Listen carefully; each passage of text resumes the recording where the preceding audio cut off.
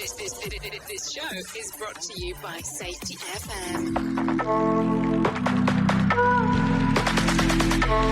Okay, well, hello and welcome to another episode of Safety FM with Jay Allen. I hope everything is good and grand inside of your neck of the woods as we are hanging out on this lovely Tuesday, January the 21st of 2025. So I have to tell you, I got a little doozy for you coming up today. I definitely think this is going to be a two-parter, and let me explain why I say this. Is because when Sheldon Primus and I get to hang out together, it is just a talk fest. This is kind of how it goes. So what we're going to do is we're going to play episode 1 of 2 as I got to hang out this weekend with Sheldon Primus, and he tells me everything that's going on inside of his life as he's back now here in the U.S. Also, what he's seeing, whether you're going to see the standards that are going to be changing with OSHA, and some of the stuff that he also believes that will have the impact with AI as part of our technology that's going forward inside of the world of safety. So if you're ready, sit back, relax, and let's go ahead and get it all started right now with this episode of Safety FM with Jay Allen with our special guest, Sheldon Primus, here on Safety FM. Okay. So let's see. I don't even know where to start because I will tell you, we have not been in a room together in regards of recording something. It's been years. I mean we talk, of course, but it's been years since we've sat down and done something proper. So just in case, Sheldon Primus here. Round of applause. So he's back from, am I allowed to say where you were? Yeah. Oh, yeah. So he was down in Mexico for the last tidbit. It's been probably we're close to a year. We're like 10 months since well, not counting last night, of course. It's been like 10 months since I've seen you in person. Yeah, that's been a while because honestly, I don't get to Orlando as much as I really need to. And just honestly, I love me some Jay. And when I knew I was coming in here, I was thinking, well, maybe I should bring something and, just to make sure that, he's got everything. And for you listening, it's like if you went to your local news station and you're invited to do a story and you're like, hey, can I bring my webcam? And do I need to bring my wireless mic to help you? I don't need to do anything here. You got it all. What? No, I mean, if you want to bring stuff, I don't mind. I always look at it like if somebody has like a preferred method on how to record stuff, I always look at it from the standpoint of let's do it that way. Like, I'm really spoiled when it comes to certain stuff because I hate using anything outside of this microphone, but let's not get into those deep waters because that's going to be... You got a preferred mic, and if you're put into an inferior mic that was from a news station, you'd be like scoffing at it. I don't know if it's that serious. So, it's okay. Good to see you, my friend. So it's great seeing you, but, many, many years ago, we kind of did this thing where we met. I found you online. We talked a little bit. You were doing your safety consulting stuff, what you're still doing now, of course. Of course, things have changed significantly since then. Additionally, you're still doing your show. You're still consulting. But it was interesting because I remember going to a event for the ASSP, might have been ASSE at the time, and you were doing a presentation related to OSHA under Trump. The future of OSHA. And I've had the underlining was the Donald Trump era because I had to pull people in, so it wasn't just future of OSHA. I had to do the Donald Trump era, and that helped, push them into the little seminar. So when you got to hear me speaking there, I literally would just break down just what to expect with OSHA, and I'm doing it right now actually because now we have history of 4 previous years of Trump, so now we can go back to that and see, all right, so the president when he was 4 years ago did this is what we could expect. So that was really kind of cool. Well, that's what I'm going to ask you because I know that we're doing this on a Sunday and it won't get released until Tuesday. Okay. But so tomorrow's the inauguration, so we don't know what the outcome's going to be. So we're future release, but back end when it's all said and done. Are your expectations in regards to the OSHA stuff to be similar to what it was before? There's a couple of facets that have changed that is going to make a little bit actually more dramatic. So the biggest thing that was the change was there's an overturning of this case called a Chevron Deference. And basically what that Chevron Deference was the regulators were just allowed to use their expertise in order to craft some of these rules, right? So Chevron, that case turned out where the Supreme Court sided with the regulators and said, all right, you guys do the actual rulemaking. And now with that being overturned, what'll happen is someone could very easily just say that I don't understand this kind of vague rule. And that's usually what everybody says about government. The rules are just so vague. So now you can literally say, I don't understand this vague rule. And with the Chevron Deference, if the regulator, EPA, DOT, OSHA, comes back and says, well, our expertise tells us this is the way it should be. And now the actual court, because you could sue them and say, I don't believe that. So the court will make a decision and says, all right, well, this heat stress standard that isn't out yet, I don't think that we should make this heat stress standard apply at 95 degrees. There's no real reason for that. And the judge will say, let's make it 110 degrees, something ridiculous, right? Mm-hmm. They could do that. And honestly, the court now can make the decision where the regulators used to. So what I'm expecting is that the regulators are going to just do what they have to, the easy stuff. The things, if you're going to be in oil and gas, or if you're in construction, or if you're in manufacturing, in medical, you're going to see OSHA like usual. It's going to be just, they're going to try to get their job done as quickly as they can, put their heads down and don't make any waves. Just go ahead and go through work as if they're a regular person trying to get through the day. Your compliance officers are probably going to do that mode because that's what they did 4 years ago, or 6 years ago, 8 years ago, right? So they're going to go right back into the self-preservation mode, and you're not going to see any new standards. You're not going to get your heat stress. You're not going to get anything unless there's a big, like if you have another, for you guys listening, especially if you're overseas, Texas has a way of blowing stuff up. After a little while, Texas gets bored, and one of their companies are going to just start blowing stuff up so you can do emergency management. So if one of those things happen, then OSHA might get into some process safety management rules or something like that. But barring anything ridiculous or pandemic or something, don't even say that jokingly. Don't even want to start that, right? But barring anything crazy, then you're probably going to have OSHA putting their head down. They're not going to get involved in too much compliance enforcement, but they'll do compliance assistance stuff. So if your company's close to getting voluntary protection program, those people who are so good that they just get OSHA to say, all right, we'll lay off for 3 years. Then we'll check you out, and then you do your thing in 5 years and get recertified, and you're just that good in safety, we can leave you out. This is the time to get VPP. And all you people that service people who are VPP that just don't even think about regulation, they're so far above regulation that, we laugh in the face of regulation because we're better than that. Those people now are going to be your clients, your best clients. Those are the people that you're going to have to lean on during these time periods. Everybody who's just looking for OSHA compliance, they're not buying your service right now. So let me ask that question. So do you look at this now more along the lines of things will change where people will be wanting just to do the bare minimum opposed to going above and beyond? Because, if your standards are this, and you have a low bar for standards. And I know that some people will say, well, that's bureaucracy and you're just adding more crap to something that doesn't need more stuff to it. What will make the most line level of sense in regards to what's going on? Will they go above and beyond, or will it just be like, okay, we can get away with the bare minimum, so let's do that? Yeah, it depends on the driver. So the organization will each have its own driver. Those companies, you already know their history. You guys been working for them, listening, so you know if your company is just barely making it past OSHA compliance. Those companies aren't going to do diddly squat for the next 4 years because they don't have to.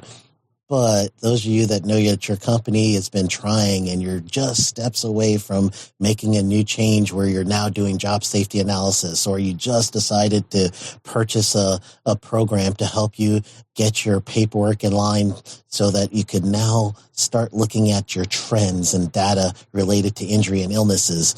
You guys now, you're going to be a little bit different, because what OSHA will look like to you is you'll be able to get resources from your local OSHA officer and your compliance officers, because they're going to be in compliance assistant mode.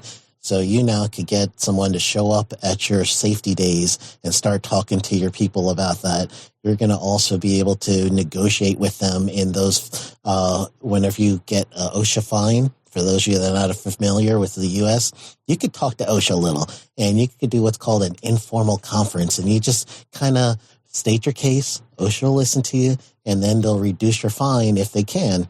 That's what you should be doing every single time. If you do get a fine, do not miss this. You want to do an informal conference, because OSHA is incentivized and will be incentivized the next 4 years to settle up with you and possibly vacate citations. So that's what I'm looking for the next 4 years, is go ahead and flex your little wings and flex your muscles to OSHA and try to get a little bit extra for your organization, because they're going to be willing to negotiate with you. So do you see, similar to how what happened with the IRS under Biden, where there was a whole bunch of new people that got added on, do you see any new inspectors being added into OSHA under Trump? And I know that I'm asking you for crystal ball, futuristic, and I'm just going based on what you've seen, because this is something that you studied for a while. No, actually, there's no crystal ball here. It's trend. Every cycle you'll see it, from Republican to Democrats since the 70s. So it's no crystal ball. It's actually what's expected. So during this time period, what'll happen is you're going to see the regulation itself just be stagnant. So the expectation is business is going to take up where regulation left off. So the people who have been crying over months and years that OSHA has been too strong and they're stifling business. So now at this point, the mindset's going to change, and it's been every Republican administration back to 71 when OSHA became a thing. So every Republican administration does compliance assistance, and every Democratic administration does more compliance enforcement. So you're going to see at this point, again, going back to the original question, that you're going to get your OSHA agents honestly just trying to make sure they do the minimum. Unfortunately, I say it that way, but the minimum is still saving lives. It's still making sure people are protected. It's staying within the current rules, and it's not going to go a little bit beyond the current rules traditionally. So that's usually what you're going to see. You're going to see that compliance assistance. Enforcement, though, for those of you that think you could get away with anything, you can't, because you have another person to think about. Litigation. That's my prediction. Litigation is going to go crazy, because now, and again, this is me crystal balling, not history. OSHA history. This part, me spitballing. So think of it. If a person feels like no one is going to protect them at work, they get hurt, they're going to need to pay the bills in a short amount of time. So the best way to do that is to go with someone who's a lawyer who's going to tell you, I'll work for free until we get our money. And they don't know it takes 3, 4, 5 years. They see the commercial and they think they're getting money like right now. So what'll happen is litigation is going to go up. They're going to be incentivized to sue people. So now the best way out of that, as far as an employer, is, well, let's go beyond OSHA compliance, and now we can stop being sued. So what'll happen is OSHA now, or at least people who think OSHA is too strong, they're hedging that the market is going to self-correct. There's going to be so much litigation that is going to force the actual employer to take care of their worker. Not an OSHA regulation. I got to stop this flow of money that's going to the lawyer, and that's going to help the employee. So that's the bet that's being hedged right now. And let's see, we got 4 years to to see it's going to go through. We already know Trump is going to be a lame duck president in the sense that he's not going to go for re-election. So therefore, he can do things differently. So that means if he wanted to, he could actually be aggressive with worker protection. So we don't know. It stands to see where the administration is going to go. But historically, they're going to go into compliance assistance. And then this particular history with the with President Trump during this past administration is you're going to see acting positions. And that's another tricky thing. So I remember years ago, there was a conversation of the person that has the highest ranking inside of the organization will be held accountable for the safety of the organization. Do you see that still being in place as we move forward? No, that would be called the Injury Illness Prevention Program, IIPP. Never call it I2P2. For some reason, people get, really touchy about that in California, like I2P2. And I tried too, because I wanted to be cool, say, I'm going to help you with your I2P2. And they're like, we don't do that here. So what will happen is, or could happen, is you're looking for a combination between OSHA and DOJ, which they already have an agreement that they made several years ago. So it would be cases in certain conditions, and it has to be legal. You'll find it in the Field Operation Manual and the Act. But the legal framework, if you would end up being where you then would have a duty, and they call it the general duty clause. You have a duty to protect your worker in cases that OSHA themselves don't even have rules on. It's the better rule. And everybody calls it the 5A1, which is in the Act. So the better rule is going to have to get expanded to better. And since better, we're going to make this a specific type of violation. Instead of a 5A1, it's going to actually be an egregious violation.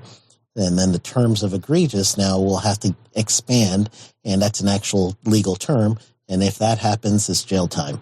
So it's possible. So as you look at this, what impact is this going to have in some of the stuff that you do for work? Because remember, you have the OSHA compliant courses stuff that you were doing for a period of time. Yeah. You still do the safety consulting stuff as well. So how will this impact your business? At least what is your expectation as we speak today? Yeah, and so just like every cycle, you have to, Democrat to Republican, Republican to Democrat. So now I'm in the cycle again. I have to change my services.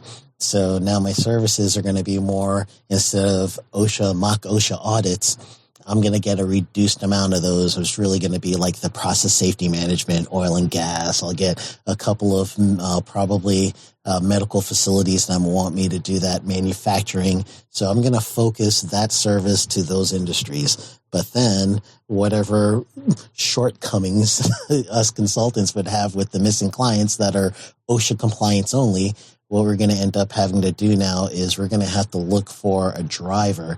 And generally that driver is going to be related to environmental, because environmental still is going to pack a punch, but it's not going to be the same as before. But then the other driver that we're going to actually see is worker satisfaction.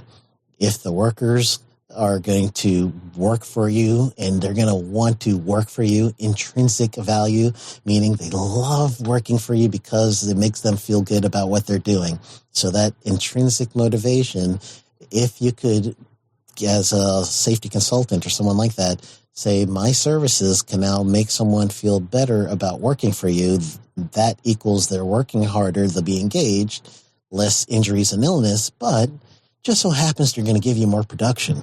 So we're going to have to offer production-based services. So generally what that looks like is we're going to end up looking for how can we shave time for some people's activity. How can we make sure that they're going to get better quality when they input their data for work? So we're going to end up doing training, really, is what it'll boil down to. A lot of that business that we're missing, that we won't get in compliance assistance, we're going to actually have to go towards training and get that in there somehow and tie value training to a driver. Somebody has a license that they need to get renewed. Now your value training goes towards that license cycle. that's a driver that gets you some salary or some income. So are you looking at this now as you have clients come in and are taking a look around? Would you encourage them to do the VPP? Absolutely.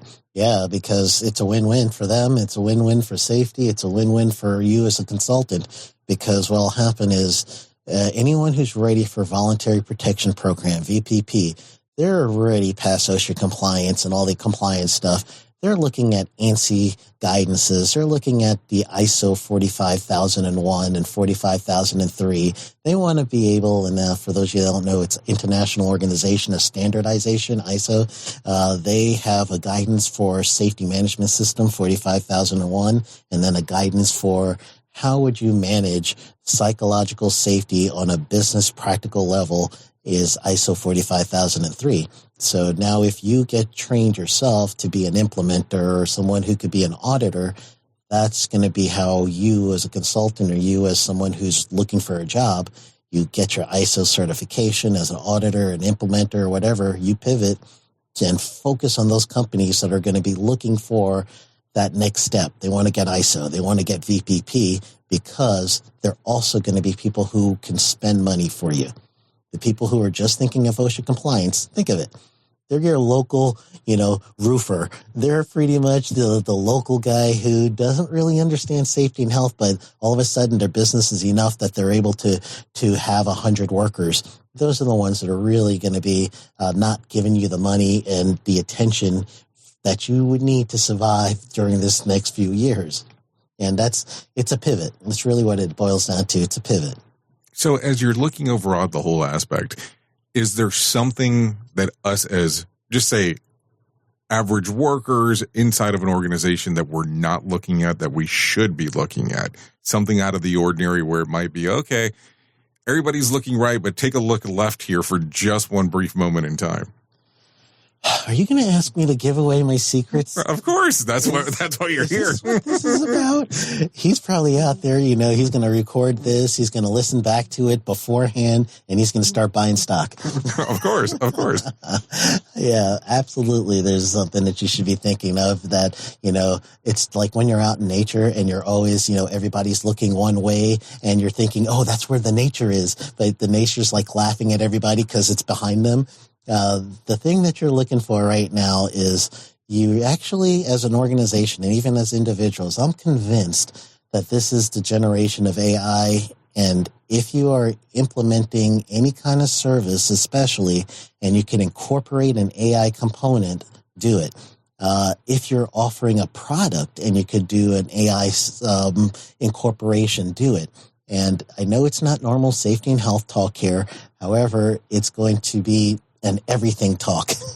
AI right now is going to help us grow exponentially in our actual everything, in our culture, in our careers, in our technology, in our education, because the information is coming back to us in a way that it already has years and years and years of data points to draw from. So now the conclusions can be more they could be something you could build a product, a solution for. So I believe right now the thing that's in the background in all of our minds is we know technology is going to be big, but we can't wrap our head around it because there's gas prices and food prices and everything else that's wrapping our attention in the change of administration. After that stuff goes down, you need to look at what is technology doing, all that stuff. I'm even thinking cryptocurrency, which you guys don't know, but I was one of these people who was buying Bitcoins when Jay's laughing because he probably knows the story. I remember the going out story. I was literally buying Bitcoin when it was $50, and I've paid for movie tickets with a special service. I would get the Bitcoin, I would exchange the Bitcoin for like redeemable things, and I got movie tickets and dinner and all that stuff, and then I would replenish my Bitcoins, and it was like $100, and I was like, man, I'm gonna wait till it gets down to 50 and then I'll buy it. $200, I'll wait till it gets down to 100. It's always coming down, and you guys know the story. Now we're up there to whatever it is now. I can't look anymore because of the trauma. If you want to, I can tell you, because we track it here. all the time. Let me see. I can probably find the numbers for Friday. Hold on real quick. See, so you guys know right now that this is my justification to get our special Dr. J to purchase some sort of therapy for me. So on Friday, I'm giving you Friday numbers. Friday. Bitcoin climbed on the day up over 3%, flirting right around $100,000 a coin. You just confirmed I have paid for the most expensive pizza ever. For sure. Yeah. So let me, I'm not trying to do that to torture you, but it's interesting because I've had my conversation with my oldest daughter several times about your Bitcoin thing that you had told me before. But I look at some of the stuff that we're talking about here today, and I recently, a few episodes ago, I did an interview with Dr. Matt Law, and he's been doing research with AI, and he's trying to see how it's going to move forward and change the industry. But a big component that he spoke about quite a bit is you're only as good as the information that you put into it. Yes. And so, of course, a lot of people had questions on how would that work. As we look at this, do you believe, and it has to be a belief question where it becomes extremely difficult, that essentially AI will replace your local safety person? No, I think it's got to be a little bit of both. And I think AI is going to be a valued team member. So the thing that AI is going to be dependent on is our eyes and ears. So unless you start incorporating APIs, the application programming interfaces with video footage, and then the live video and audio becomes everywhere. Now we've got an actual problem there, because now it's starting to see the eyes and the ears. It's going to be missing the sights. It's going to be missing the smells. That's the senses we have. So it's until all 5 of our senses are going to be replaced by AI, they're not going to replace us. However, the integration is, yes, you need to check the data set that's coming back, but I believe we're first generation. And second, third, fourth generation of AI, why do they need to check data sets? Because we're going to be giving in that input of, you gave me the wrong data over here. Like when I first started with AI a couple of years ago, I asked it to tell me about OSHA and OSHA's jurisdiction. It came back with the OSHA books of maritime, construction, and it came back with general industry, no ag. So it didn't know agriculture was part of OSHA's jurisdiction 2 years ago. I put that data in and say, you forgot 1928, the agriculture standard. That data correction is now in their system. Think of all of us doing that. So first generation AI, absolutely, we need to check this thing out. But next generation after that, it's going to become easier and easier for that data to become where we could depend on it, because we're putting in those changes. So I believe that that is going to, whatever the Earth has learned right now from, the Big Bang Theory, if you believe that, to right now, I believe now that growth period is going to be exponential from this point on because of this new technology. So it's me on the bandwagon, absolutely. So the next best thing to do is, how can we construct what is going to be a global understanding of what is our norms around this? What can we do that is now an ethical thing that we could globally embrace? What can we say now is too far versus this is okay application? So I think now we need to finesse the ethics statements, put that into some sort of global law. Is that going to look like a UN proposition that we all have to ratify? Probably.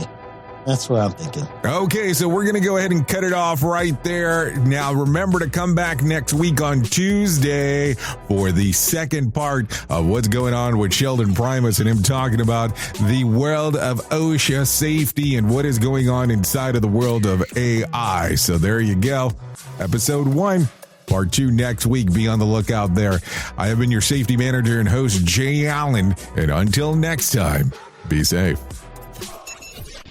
The views and opinions expressed on this podcast are those of the host and its guest and do not necessarily reflect the official policy or position of the company. Examples of analysis discussed within this podcast are only examples. They should not be utilized in the real world as the only solution available, as they are based only on very limited and dated open source information. Assumptions made within this analysis are not reflective of the position of the company. No part of this podcast may be reproduced, stored in a retrieval system, or transmitted in any form or by any means, mechanical, electronic, recording, or otherwise, without prior written permission of the creator of the podcast, Jay Allen.